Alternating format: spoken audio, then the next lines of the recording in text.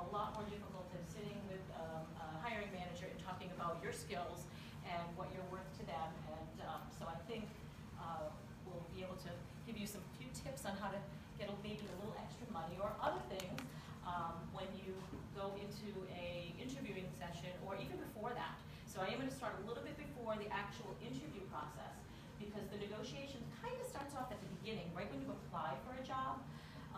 So let's talk a little bit about that. Now your package, negotiating your package, most people talk about compensation. We're talking about money. That's not necessarily true. There are many other forms of compensation, but of course, everybody's thinking about the money. You know, show me the money. Does everybody know that phrase? Do you know it from the movie reference or from just people saying, show me the money? Anybody know the movie reference? Oh, I already know.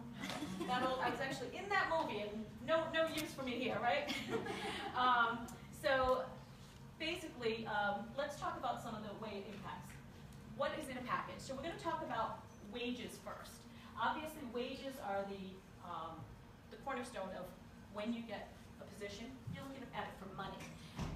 Some people get into different things for different reasons. I was talking earlier about we have some social services folks, and unfortunately there's not a lot of money in social services. They do that for the personal gratification, for the betterment of society and things like that. It's a very low pay type of industry to get into.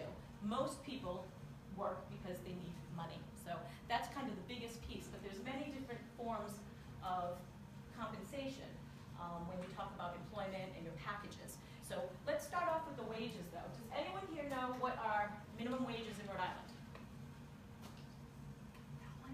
$9.60.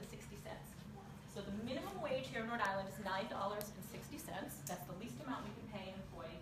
That's not talking about food industry and things like that, because that's a lower scale because you get tips and such. Well then, if you don't know Rhode Island, I'm sure you don't know Massachusetts, our neighbor, is $11. Connecticut is $10.10. The federal minimum wage, anyone know that one? Betting you don't probably. That one I had to look up because I wasn't sure if it changed. 27.6. Yeah, $7.25, yes, all right. So $7.25, that's minimum wage. So you could potentially get a job and get paid $7.25 outside of Rhode Island. Most states have a higher minimum wage, as does the tri-states that I just mentioned. What is the difference between wage, hourly, and salary? I mean, I think most people, it's self-explanatory, but hourly, like it's specific to the times that you work, and salaries, you don't have to work a certain amount of hours as long as you get your work done. exactly. And usually the salary is for more professional jobs, and there is classifications that go along with that so that you can be paid salary. It's more of a professional, more braggy, you know, I'm a paid salary, I'm not an hourly waged employee. However, in some cases that could be a negative. Hourly wage, you get paid for every hour you work. If you work 40 hours, if you work 45 hours, you get time and a half, anything over the 40. So that's a benefit. You have a little more extra income, a little more opportunity to gain a little extra within a time period of a week. Salary, you could work 40 hours, you could work 60 hours. I'm still paying you that same salary. So that's key when we talk about negotiating your wages. If they're going to give you a salary, that's a flat rate. It's what you're getting paid every week, no matter what you work. I love salary employees because I can hire them, and I'm very flexible where I say, you know, you're a salaried employee, so you're at a level of employment where you are responsible for your time and for your work. So I'm going to give you free rein. I'm going to pay you this flat rate. You can work 20 hours, you can work 60 hours. As long as you get your work done, I'm good with that.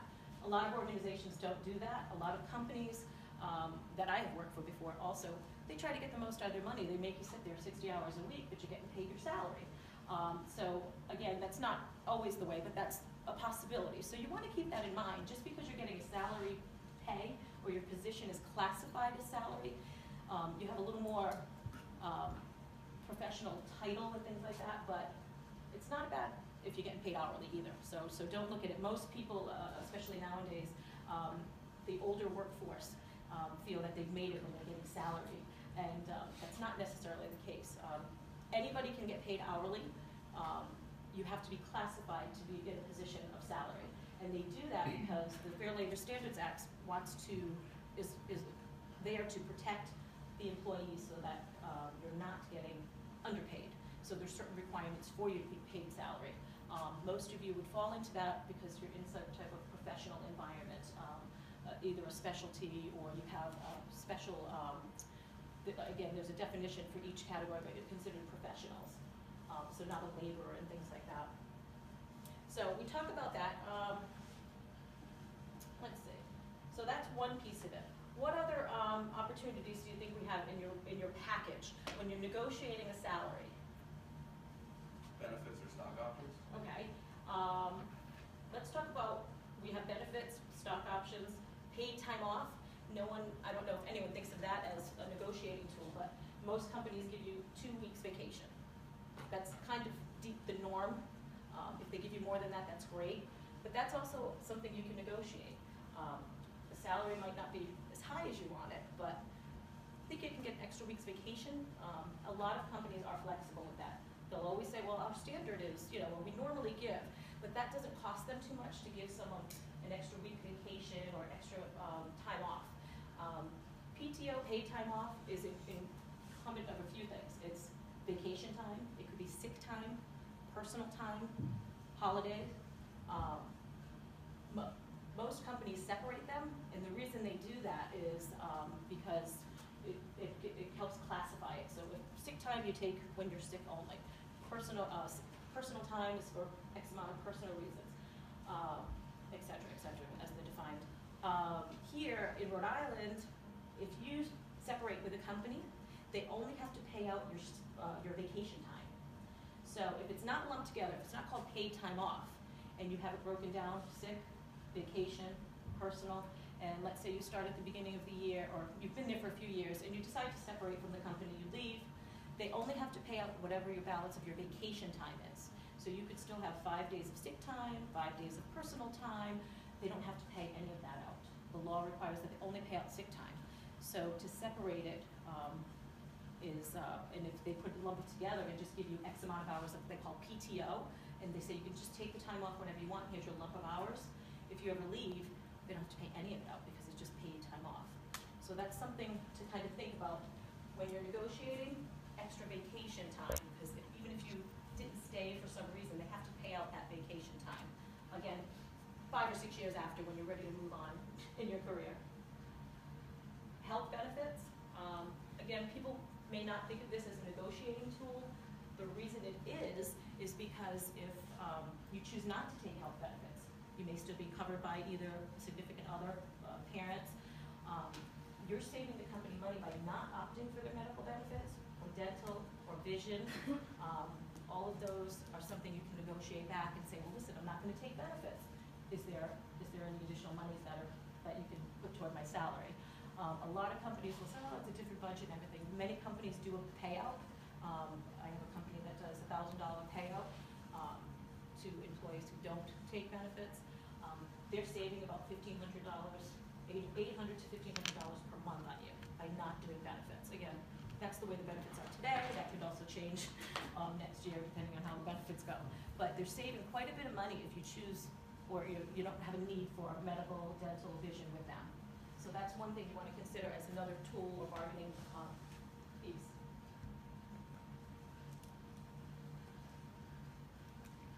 Miscellaneous insurance, life, AFLAC, pet insurance they even offer now, believe it or not. So you get all of those things. Those are just extras. They're really not anything to bargain with. Retirement programs, 401k, 403b, those are pretty standard. Again, they're not negotiating tools, but they're still part of that package that you're getting. So these are all things you want to look into and talk with them about. Retirement programs, they mostly match. They'll match up, let's say 6%. You want to make sure you're putting at least 6% in. Whatever they match, you definitely want to put that item. None of you are thinking about retirement right now, but this is the time. That little 6% of your salary, and they match it, is definitely going to make a difference, 40 years from now when you want to retire, because you want to retire, or even sooner. Parking. This is an odd negotiating tool, but it is something that you would barter for when you're in this negotiating step. My sister works at Rhode Island Hospital. They have parking, which is much further than any of your parking here. The doctors get to park up nice and close. She has to walk rain, sleet, snow, especially in this coast, because has to park so far away. I used to work in the city. You have to pay to park. We had underground parking, $250 a month, and that was a long time ago. God knows how much it is now. So you can ask if that can be included, if they give you a stipend for parking. Even if they provide parking, a closer spot. Yeah, again, it's raining, it's snowing. I'd like to be in the first lot, or I want my name on the front. How you see where Dean parking. you want your name up there. It's closer parking. That's something else you can ask for, especially if the salary piece might not be as negotiable. And then flexible working hours. I have many people who will say, you know what, I have childcare, can I work a 6 to 3 shift? Depending on the company that I'm working with, that's a feasibility. Every Friday I do X, Y, Z, can I leave early on Fridays? So a flexible working schedule is also something that you can kind of negotiate with a company once you know they have an interest. And then virtual office. I mean, everybody here has, you just talked about doing virtual interviews and things like that. Virtual office, most of my clients, I have 4 regular clients that I work with, but I take on jobs all the time. Most of it I do remote from my home. I go into a facility 2 times a week, 2 different clients, and pretty much I usually do pretty much everything from home because I have the ability to do it all from home. Nowadays you can do anything from home. Obviously, unless you're in sales or something where you're, or some of the marketing, but a lot of it, even if it's a day a week, you work home on Fridays. So working home virtual office is definitely something you can utilize as part of your package. So anything of value to you, you mentioned stock options. I did not put that up here, so thank you. Stock options, definitely. A lot of that is set depending on your company, but depending on the level that you're going in as, they may give you a chunk of stock options right off the bat. So that is definitely another tool. Anything else? Does anyone? Like tuition reimbursement? Yes, tuition reimbursement, tuition payment. They also have, what's it called? It's a payback thing. I think I was just reading on less than 3%. So you've already finished school, so they're going to repay your loans. So it's loan repayment, I think is what they're calling it now. There's a whole new program like that that's coming out because so many of you are coming into a company and you have this debt from your school, so it's a loan repayment. That's something fairly new. In the past it was, come work for us, we'll pay your tuition while you're employed here, or we'll give you a reimbursement, you pay it and we'll reimburse you if you're taking classes that are similar to what you're working in as far as profession and such. So the tuition repayment is also an option now with a lot of the bigger companies too. So as long as it's of value to you, this is something, and it's all part of your total compensation package. So all of these things, I don't know how many of you came in here today and said, oh, we're going to talk about, salary negotiation. It's not just salary, it's all of these things that we're looking at right now. That's all a piece of what you're going to negotiate for. So they're all different negotiating tools. So let's touch on a little bit about disclosing an amount for wages. This is part of the game, if you will. When do you do this? This piece is key to when you're definitely in the very beginning stages, filling out the application for employment within a company, disclosing the amount for wages. This is a whole game. It really is. I want to know how cheap can I get you to work for me? You want to know how much money can I get for applying at this position or with this company. So it's kind of like this back and forth thing. And whoever cracks first loses. I know it sounds silly, but it's very, very true. So I can't tell you how many people where we kind of do a little thing back and forth, and the biggest piece of it is going with the wages. The biggest dance that we do is in the very beginning. A lot of applications that you'll apply for online, they're going to ask, what are your salary requirements? Right when you apply. How many of you filled out an application and that was asked? Okay, pretty much more than half of you. They do that because they want to know, and that can make a big difference. So the key, one thing I want to tell you, one is make sure that you're doing your research. Do your research. How much do I want to make? How much am I worth in this position? That's key, because you don't want to undersell yourself, you don't want to oversell yourself, but at the same time you want to have some knowledge of what your worth, and what your worth is to this organization that you're applying for. So if you're forced to do it here, there's some ways to try to avoid it still, because this could actually make or break if you even get in the door. So how do you respond when you have this on an application is going to make a difference. If you go too high, they're just going to put your application size. This person's crazy, I'm not paying them this much to do a job. And if you go too low, like I said, it'll be my dream because I'll give you this low offer, I'll get you in, and I don't have to pay you a lot, and the company's going to love me because I just saved them so much money. So you want to make sure that you're trying to balance that. And again, by avoiding it as best you can without annoying the HR person is the best way to do it. So I'm going to tell you a few ways to avoid this, I should say. So try to avoid a dollar amount if you can. If it's a written application or if it's an automated application in which it allows you to put an entry in, write negotiable. Employers will respect that. Some of us expect you to put negotiable because how can you tell me how much you want to get paid? You don't know what the job is yet. So a lot of times I respect someone when they put, oh, it's negotiable. I want to learn a little more about the position. That is an acceptable answer.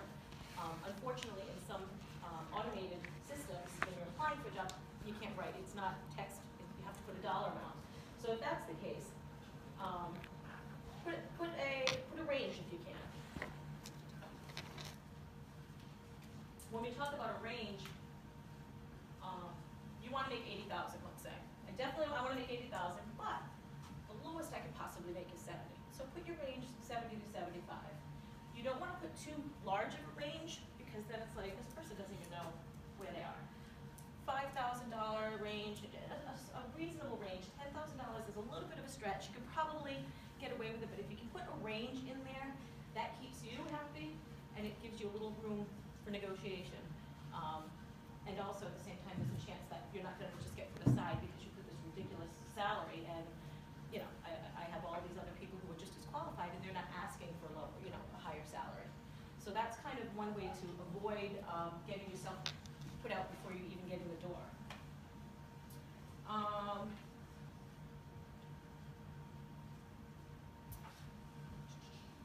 Let's go with the next piece here. And then lastly, do not leave it blank or unaddressed. So I have done that before. I just skip that category. Like I'm not telling them what I want because I don't know what they're paying. I think they could pay more. If you skip that, a lot of people they can't even fill out a simple application. They skip different pieces of it, or they just think you meant to do it or you didn't mean to do it. Either way, you skip this section, and a lot of times they don't even let you skip it. But if you can, even if you can address it elsewhere, but I will definitely put. I would definitely not leave it blank. Address it if you can, but be as vague as possible. And again, there's a reason you're doing that because you don't want to undersell or oversell yourself. And this is the first step where they start reading out the applications. So the two of you may have the same credentials, but she put $10,000 less than you. I'm going to look at her application because I don't want to spend that extra $10,000. So it does make a difference, believe it or not. Let's see. So now you did the application part, right? Wait a minute, what questions do you have on the application part? I'm kind of buzzing through it, I'm sorry. I have a question about the salary. So I think one time, it was one of those things my dad always told me to put negotiable if you can. Smart. And one of them, I think it was kind of recently, it wasn't a job that I super wanted to, it was just what I applied to, and I'm pretty sure I just put 0. What is, what, if somebody does that, what do they, in terms of If I saw that, it would kind of fall under the category of, they can't fill out a simple application. It would kind of fall into that. I mean, I would probably know what you're doing because you don't want to fill that piece out. If there was another way to put it, if there was a range, or if there was somewhere you could note salaries negotiable, so it let me do. It was it had to be a number, and I tried, and it had the asterisk, so I couldn't skip. I know, I can't So those it was applications. it was a full application, and I thought I was done when I hit submit. It was the last. It was one that kind of oh, here's a little pop-up thing. Yeah, and that's the one. Those are the ones that are really difficult because they're forcing you to do that. You can put 0, and like I said, it may not. If they know that their application system is forcing you to do it, they know why you put the 0 in there. more than likely because you're forced to do it. If you have options and you don't fill it out, it's kind of like, but they know why you're doing it. Personally, I don't just negate someone like that. I will put, if someone puts way too high, that's when I honestly, if someone puts a really, really high salary that I know it's not even in our range, I say to myself, I'm not gonna waste their time or mine. So it's better to err on the side of maybe, I mean, you can put in the 0, I think I know what you're doing. I wouldn't do that again. No, I know. Honestly, if you're stuck in the corner, I mean, unless you know, this is what I wanna get paid, I can't get paid anything less. And I'm hoping all of you are doing research like that. So in other words, granted, I know everybody wants to start off at 80,000, 100,000. I know everybody wants to start off there, but a reasonable, for the type of position that you're applying for, before you apply for it and just kind of click on stuff, do a little bit of research. This particular job for this particular company. Nowadays, you can go on the internet and find anything. You can find other people doing the same job in that company, and it talks about the pay.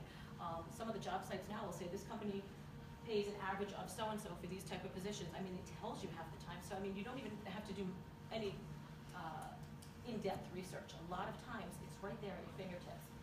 So if it's within a range that you're comfortable with, put it in there because at least you're gonna get in the door. And then once you get in the door, you can always negotiate. I'm gonna talk about what if you put the wrong amount in and you're like, oh, crap, I should put more money in. What is your recommendation when they ask how much you got paid for like your last past? Oh, we're gonna cover that, yes. We're gonna have more of that question. We're not gonna answer that. There's ways you can avoid it, but then of course at some point, but I think we're gonna cover that, and I think I've got a good answer for, or a good response for that. So now, again, this is your piece right here. Try to avoid disclosing your current or your asking salary. So you're sitting in the interview, and I've done this 100 times. So, what would you like to, these are your skills, let's talk about the job. Okay, so what are you currently getting paid? And I kind of sneak it in there, throw them off a little bit. And they're like, oh, well, I get paid so-and-so. And I'm like, oh, thank you. One way to answer that as well, I was hoping to make between so-and-so and so. So you're not telling me what you're making now, because you could be working a part-time job at Burger King for $9.60 because you're just trying to get some extra cash until you graduate. So you don't want to tell them what you're making now, because I'm going to tell you the reason this is so important is because I will use that, and a lot of companies will use that as a gauge. Oh, I was going to pay this, but I know they're making this much. This is this much of a raise for them. They'll take this. They'll take, because we're looking at what you're currently getting paid. You don't want the employer to have that in their mind. You want them to pay you for what you're worth today and what you're worth to this company. And your current pay is not going to be that. What if it's forced on an application? So like I filled out 2 so far like that, and it says like what are you getting paid, and then if you don't fill it out, it won't it won't go through. Yeah, because when you put that's what I was asking. When you put experience, sometimes it makes you say like It'll salary put your hours. salary out Yeah. of experience. So, and it won't allow, again, It won't depending. let it go through. What if you're not employed right now, though? Does it? Yeah, but Oh, because you checked Yeah, off that you're because- currently working somewhere? And again, it even doesn't, if it's it doesn't, part-time, still. Would you be truthful, or would you aim more to what? well, again, definitely don't lie, because they can always find out, we can always find out in some way, shape, or form. So it's probably better not to lie on the position, lie on the application, but at that point you may, and you'll get into the interview, and then we can correct that once you get in the interview. Again, I know a lot of these automated tracking systems, they force this information from you because that's what we want. We want to know what you're making now. So a lot of the automated application systems do that. So yes, in the end, definitely do not lie, because we always wind up finding out. And then of course it's like, oh, this person started our relationship offline now. Come on, we don't want that. So if you have to put it in, put it in. Worst case scenario, it's going to get you in the door because they think they're going to pay you nothing. So if it's that low, compared to what they're offering. So being too low is never going to really throw your application out. It's when you're asking too high, that's kind of when we tend to barter back and forth. But it's more so the concern of like, just say for instance now, like I make $12, it's a part-time job. So I'm saying that I make 12, but now I'm asking for 20. Exactly. So now they're gonna be like, oh, now she's being greedy because she only makes 12. No, I mean, I would look at So that it's as you're like- moving forward. You graduated, you're making 12. Well, yeah, you're making 12 because you don't have a degree, you weren't experienced. You started this job inexperienced. You were still in school. Might have been a part-time job. So we'll definitely factor that in. Again, for someone who's already been in the working environment, who's a full-time person, that's more where we look at that and say. Okay. But for someone who's just coming out from whether it's an internship or a part-time job because you're in school, you know, it's definitely not looked at that way. It's still looked at like, well, she's making this much, so if I offer her this much. But a lot of companies are gonna look at the value that you're gonna bring to the company. You're new, you have a degree, you're fresh, we wanna have those new ideas and things like that. So we're gonna pay you appropriately, but as far as a seasoned employee who's coming in, now he or she is making X amount of dollars. There's a difference there. You may apply for the same job as someone else, but because they've been transferred in from another company, they probably get more because they're starting off higher. But 12 to 20, there's a lot of factors, and you can share that when you interview. So you can talk about that in the interview, that, you know, now that you're here, you know, this is what you're expecting. Based on this job function, these duties, this is what I'm looking for. And there's a few ways to kind of get around those questions too. When you're in the interview and kind of throw your digs in there like, yeah, I know I'm making $12, but I got skills now. So you can definitely work around that. Okay.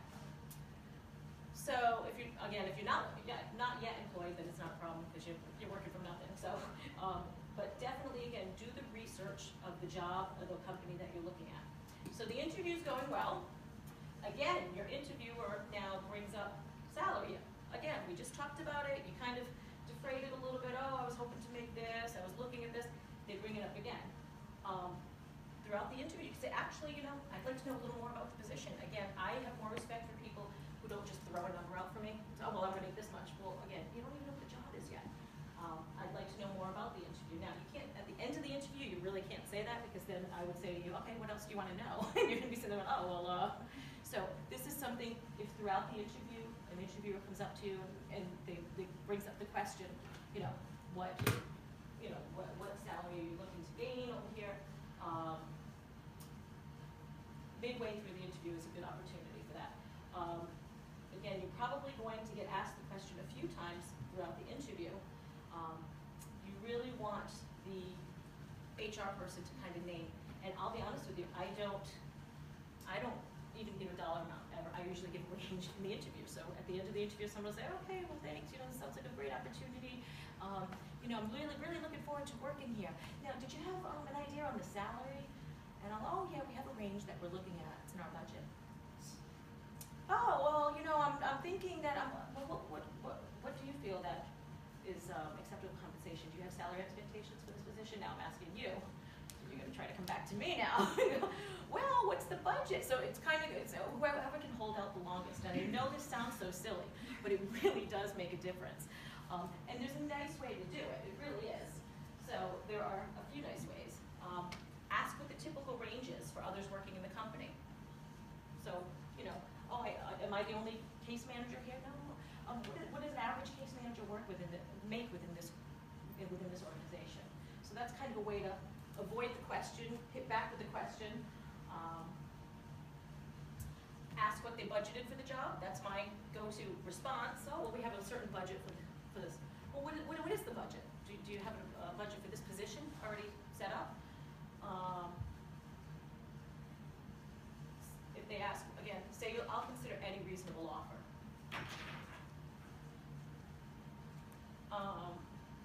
Say that the interviewer is better informed and they can determine what your worth is to the company. So I know that one's kind of like a tongue twister to say, but if you know, what do you think? What is your asking salary? Well, you know, you've talked to me for the last hour. You've looked at my resume. What do you think my worth is to the organization? You know, so it kind of folds in with you have other people who are doing this job here. You know, you probably know better than I do, and let them throw a number at you because you could be thinking 50,000. They could be thinking 60,000. Let them throw that number out there. Now, if you're thinking 50 and or 60 and they're thinking 40, then you know, that's a little bit lower than I had expected. And you can say that at that point because you're in the middle of an interview or you're finishing up your interview. So these are all just kind of statements that are politely responding.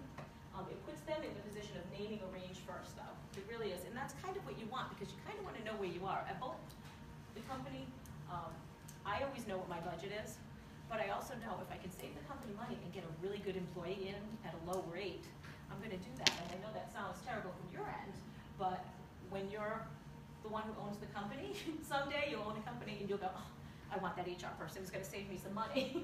So I wanna get great talent in, but at the same time, if I can get them at a lesser rate, I'm going to do that. I have to be crazy not to. Now, once you're in and you say, oh, this just isn't working for me, well, I already had $10,000 in my budget that I saved on you to begin with, I'll give you a raise. You know, because you did such a great job the last year that you've been here. But I've already defrayed that raise for a year, so you wanna make sure that you're the one who gets them to kind of give you what they're thinking first. You don't wanna undervalue yourself, and the best way to know that and know what their budget is to have them tell you first, even if it is just a range. So what if you succumb, you just can't play this game, you're exhausted, I don't wanna do this anymore, I don't wanna ask a question, you ask a question. What if that happens? What if you say, you name a number, and you just couldn't hold out, and you asked for a little too little, they go, oh, really? And I'll tell you a story. So my sister came to me for advice, and I'm like, all right, here's what you do, I got this. This is like the one time, my older sister, I got it, I'm good. I tell her what she's gonna do, she goes, and, oh, I don't feel comfortable doing that. I'm like, how can you not feel comfortable? They're offering you this job. It's a great opportunity, and you're an asset to them. You need to let them know they need you. Oh, I know. She failed. She came in at a really, really low salary. Here's how sad it was. The company came back to her and said, yeah, what you said was so low, we're actually gonna give you 10,000 more. That's pretty bad when the company wants to give you more because it was so low.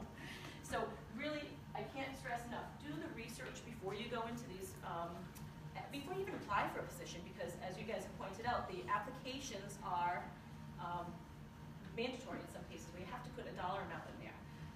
Again, you can't hurt by going under, but you can always come back. Explain you didn't realize the full responsibilities of the position. So you filled out that application, you had to put that dollar amount in there, or you had to put the range that you wanted.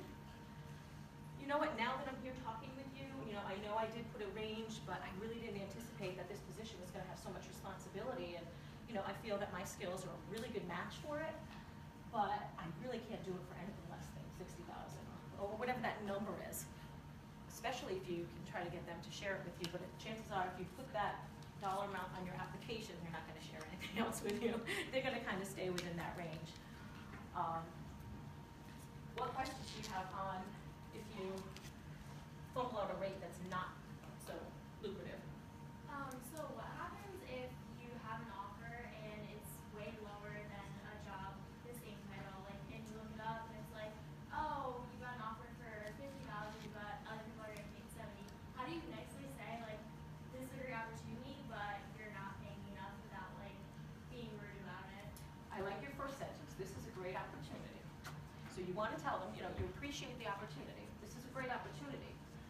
Unfortunately, when I look at the market value in the other positions similar to this within your industry, I really can't do this for less than so-and-so. Is there any way you can increase that dollar amount to whatever? Again, if you're going, like you said, a $20,000 swing, they may come back and say, listen, we're paying these people that much more because they have so much more experience. But it never hurts to, they're not gonna say, oh, forget it, I'm not gonna offer you this job anymore, I take it back. They're not gonna do that. It doesn't hurt to ask, but you don't wanna over-ask either. So you do wanna get what you're worth, but at the same time, if you find that, they're offering you 50 and everybody else is making 70, there's definitely a reason for that. It's not because they're trying to, a little bit they might be trying to get you, a little cheaper rate, but there's some middle ground there. So don't overreach and try to get that 70, which, you could if you feel that you're worth it and that the other people in that industry or in that position are just as equally skilled as you are.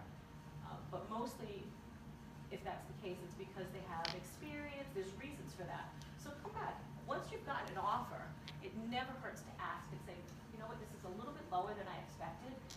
Is there any way you can increase it by $5,000 or whatever that number is for you? The worst they can do is say, no, this is the offer. Well, what about additional week's vacation? I know you offered me 2. Is there any way you give me an extra week's vacation? That's always a lot of companies like to do that because they can't incorporate it in their salary because this new position that they're hiring only has so much money in it, but vacation comes out of a different bucket of money, so they can definitely do that. stock options if it's a different type of company, depending on the company. We talked about, parking and everything. Most people, wages and time off are two of the big, most people are in it for money in the end. So that's kind of another way you can present it and just say, after talking with you, I think this is a great opportunity. But I really was hoping that to make a little bit more, is there any way you can bump it up to, say, $50,000? The worst they're going to do is say no, and then you let them know, all right, well, I'll have to get back to you on my answer. I mean, I've never heard of a company say, oh, forget it then. They'll give you a short timeline and say, oh, you need to get back to us by tomorrow, though. I've never been insulted when anybody's come back, unless they've come back with like a ridiculous, oh no, I can't do this for anything less than $20,000 more than what you're offering me. And then I'm like, all right, really? We can't do that. But they definitely they will have respect for you. It won't be, it's usually not a problem. I don't want to say it won't be a problem. Usually an HR professional, a company or an organization, they almost expect you to come back with a little something if they know they're giving you a low offer. Does that help? Or no? What other questions do you have? Okay. As I mentioned, do the market research, explain that you've done the market research, whether it's the cost of living you want to use as your excuse to make more money. We talked about people moving from, earlier today I was talking with someone, moving from Rhode Island to New York. A job here, and the same job in New York, is going to be a totally different pay grade. So proximity and the cost of living. So research all of this beforehand, and readjust your salary accordingly. Okay. So finally, the interview's done. You have an offer. And some of the common mistakes. So your interview's done, you get a job offer, they give you a dollar amount, and you're like, yeah, all right. This sounds pretty good, I guess. All right. One of the biggest mistakes we do, we accept the first offer. Even if it's less than we expect. Oh, I got a job.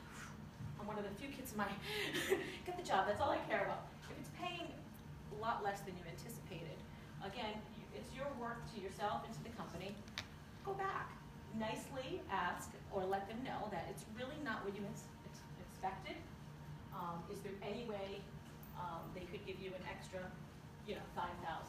Well, it's really not in the budget. What about an extra week's vacation? I noticed the parking is really crummy. Could you, pay for the parking in, I know it's expend an extra $200 a month for parking downtown. Is there any parking stipends or anything like that? AT&T used to do a parking stipend for the higher up employees, so I used to pay, and the higher ups get free parking. So there's other things you can negotiate with, but if you think that initial offer is not what you expected, do a counter offer. There's always some type of room for negotiation.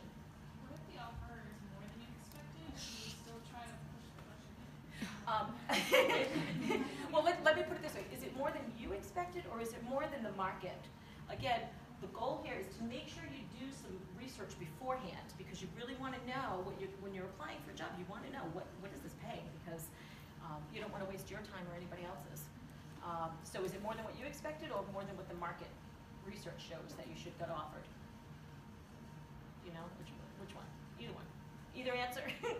If it's more than what you expected, that's great for you, because you've made a budget based on what you thought you were going to get. And if it's more than the market, that's even better, because then they really value you and they want to get you in there. So, I don't know. I think it's good either way. But if it's like more than you expected, but still within general average market range, could you still negotiate higher? Again, it doesn't hurt to ask. I don't think most organizations aren't going to say, well, then forget it. I don't even want to hire you now. You ask for more money. They're going to say, unfortunately, it's not in our budget, or I really can't go any higher than this. But you still can let them know. No organization or hiring manager is going to look or take away that offer. They've already screened and interviewed and done all these things, and they chose you to make an offer. Once you're at that point, again, you don't want to blow it and ask for an extra $20,000, because now you're just being ridiculous. But you really want to, if you feel that this is a great offer, maybe a little more. As an HR person, I would say that, listen, you're at the top of the market. I've done market research. This is a really high pay for someone out of college in this industry. in this type of position. And that's the end of it. So just let me know if you want to take the job. So it kind of, it won't hurt, again, as long as you're not going overboard. In terms of the market research, is there any platforms that you recommend? Like, is Glassdoor actually accurate to the industries, or? I use PayScale. But I do market research. So I do throughout the country, and I do wage tables for whole company. So I look at every job that they have. There's a paid version of PayScale. There's an unpaid version of PayScale. And they basically do market research for any type of position and field and things like that. And they take this census data throughout the country. They tell you what the data you're using. So it could say this is a compilation of 25 companies in the Northeast region or something. You know, so it'll tell you what data you're getting. That's what I use, but that's because I'm the one, I have a paid version of that, but I used to use the unpaid version for a while. Lastly, I mean, a lot of them have that stuff, and I've never checked their data, so I don't know. But that's what I use as PayScale. What else? So salary flexibility is more common with higher end jobs. So I think all of you are in this higher end job. I don't think we're looking at manual labor, hourly type jobs. You know, when you have your first job as working as a server at a restaurant and things like that, it's really not negotiable. Or you know, you're working in retail and things like that. It's pretty much, it is what it is. The higher paid jobs, you have this opportunity to negotiate, whether it's for benefits, whether it's for money. So you want to take that opportunity and run with it. And the reason you want to do that is, as I mentioned earlier, so I got you in a little bit less than what I was willing to pay.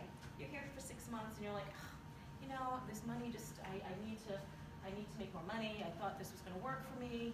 Well, I had $10,000 already that I was going to give you, so I'll give you a $5,000 raise. Now, you're doing such a great job. Thank you so much. I'm going to give you a $5,000 raise. And you're thanking me. I'm still saving $5,000. So, again, in the beginning, you really want to get as much as you can because it does impact long term. At the end of every year, we give a 5% increase. Your 5% increase is now 5% on 10,000 less that you would have gotten had you negotiated it when you came in the door. So I've given you a 5% increase, and guess what? You're still not up that 10,000 that I had to give you, but you didn't ask for it, so I gave it to you. I'm a real jerk, sorry. But again, it's a win-win for me because I get a great employee in, and I'm saving on my budget. That was one of my other questions. So I have a friend who basically, let's just say he makes $65,000, for example. I don't know how much he actually makes, but so he expected to work like 40 to 50 hours a week. He's putting in like 60 to 80. Salary employee? Yeah. Exactly. Exactly. So would it be rude to go back and say like, within the work requirements, I wasn't expecting to be working this much, and how could we negotiate a new salary? Not at all. Is that Not at all. I mean, you would go back and just say, you know, just like you said, I didn't expect that this position, you never told me I'd be working 70 hours. I get there's going to be weeks, and again, make a note, if you're salaried employee, there are going to be weeks you can work a lot of hours, but then This is you like should, every week. yeah, you should have the down weeks as well. But it's not. So with something like that, no, I mean, you go back, how long is this hypothetical person been there?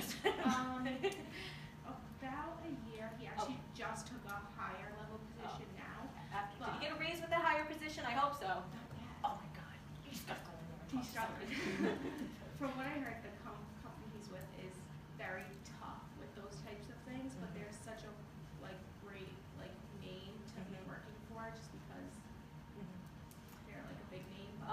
Either way, he's gotten a promotion, you said, so there should be a pay increase with that. And if the hours, so, I mean, there's 2 points in which I think this individual should go in and speak to their supervisor and say, listen, you know, I've been here a year, so that's key too. You haven't been there a couple of months and now you want to raise, because that's kind of like, oh, well, sorry.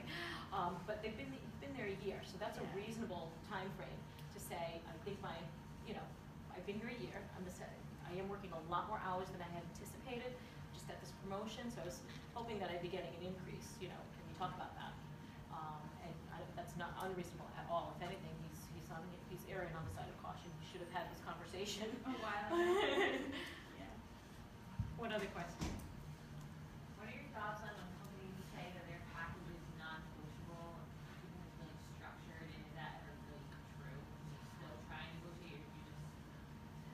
I mean, it depends how they say that. So is it on their website, so when you're filling out the thing, there's something, a disclaimer of some sort there, or when they actually send you a package and here's your offer, and this is non-negotiable. Again, the bigger the company, a lot of times that is true.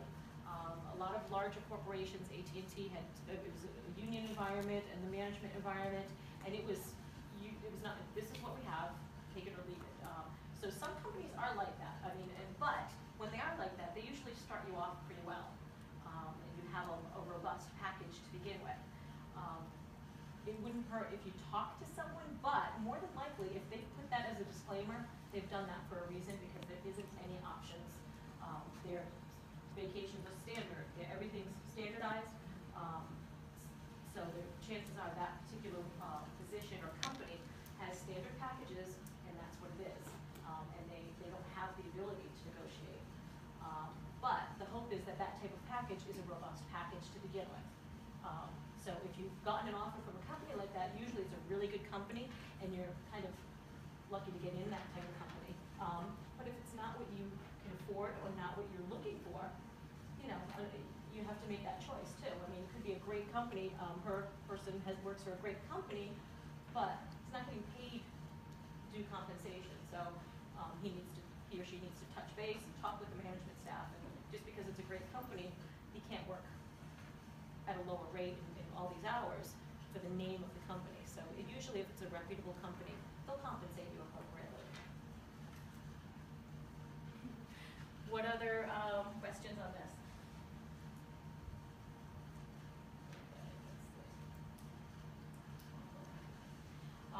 So the next piece is not, how come that's not on there? Oh, there we go. Not being prepared with relevant information. We've talked about that, making sure that you've done your due diligence, spend time learning the market value for the position that you're talking about, and then neglecting to negotiate things beyond pay. Again, we've talked about that. If they can't give you more money, if they're at the absolute end of their budget, you need to ask for other things. Stock options, parking, vacation. Vacation's always an easy one, I think. If they say this is the absolute max of my money, you can always throw in another vacation, unless it's like if it's a big company with standard rules, there's no way around that. They have standard clauses, and there's legalities around that, but most companies will, if they can't afford to give you additional monies, they will give you time off. So just a reminder, chances are interviewers will have more experience and the skills necessary to negotiate. So it's important to prepare a strategy. And if I haven't said it once, I've said it 1,000 times, do not disclose a number first if you can avoid it. Because we've seen what that can do, or we've talked about what that can do. Research and prepare a counter offer. So if you're getting an offer, just have a number in your head that's reasonable. Before you even fill out an application, that's my suggestion. Because I think that really makes a difference, because you know where you need to be, and if it's reasonable. Because a lot of times people just rely on what we're going to tell you you're going to get paid, and you shouldn't do that. You've gone to school, you have your education, and you're going to be an asset to any company that you apply at, but you need to let them know that. They can't get you cheap, like I try to do. What other questions do you have? What do you think about negotiating relocation? Oh yeah, relocation definitely. If a lot of the bigger companies definitely do that. If they're interviewing you and you're from out of state, they already know there's some type of relocation option on the book. They may not offer it. Some companies have a standard relocation, standard package. Some companies, they won't offer it unless you ask, because why offer it if you're going to pay to move out there? I'm not going to pay you.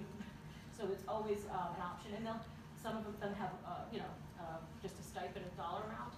Some of them have soup to nuts. AT&T paid for everything. They wrapped bottles of tissue up in tissue, so then they moved us out there. So depending on the company, definitely for relocation is always on the things to ask, list of things to ask. What other questions? Yes. So I've been an attorney with companies for 3 years. I'm still an attorney now. Okay.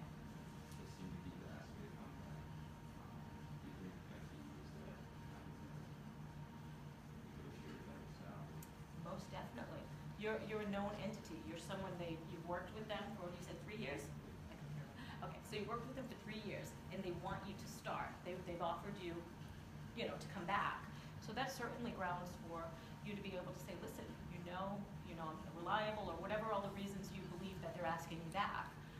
So it's certainly an opportunity for you to negotiate. But know that they know. Are you working now elsewhere? You just did the intern?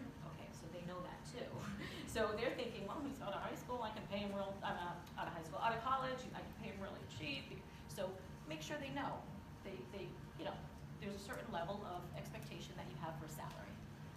And again, if they're already courting you or telling you that they want to offer you an opportunity, they know what they have in you. So I'm sure they're going to try to lowball your offer, but definitely room for negotiation because you're a proven entity. They know that they can, if they want, they know that they can utilize you within their organization. If he's interning, if you're interning in a place for a while,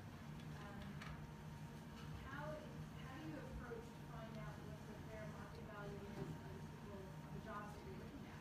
You've got the inside scoop there a little bit. How do you go about and do that effectively? Now, the internship you're with now, is it a paid internship? Yeah, so all right, so they already know what you're getting paid, so they think they're going to bring you in. Within your internship functions, are you working with regular, full-time, or permanent employees? So that's kind of one insight. Talk to your coworkers. Explain to them that you're thinking of maybe coming aboard permanently. Do they have any tips for you? So if you're roundabout asking about salary, but not coming out and asking, your coworkers pay, because some people get really touchy about that. Some people will just babble it, they don't care. But in a roundabout way, let your coworkers say, I'm thinking of my finished graduating, my internship's up, I'm thinking of coming aboard permanently. Any tips for me, or how are the benefits here? A lot of people will give you a lot of information. Either people doing the same job or people who aren't doing the same job, especially the ones who aren't doing the same job, they're going to give you the real scoop on salaries because they don't care, it doesn't affect them. So do you have people that you work with, that you've been working with while you've done your internship that you can? Yeah. So I think they would be a great resource, certainly, definitely. And then, of course, the regular market research, but that's the inside scoop you get when you have the people who work there. Okay, well, I got my 10 minutes that are over. So thank you all very much. If you have any other questions, I can hang out a little bit later. I think you all have participated nicely. I think you all have a wonderful future ahead of you. And know that when you walk in and do an interview, we're going to try to get you as cheaply as possible. So don't let that happen. But you're all worth more than they can make an offer sometimes. So take advantage of knowing that and be a step ahead of them. Okay? Thank you.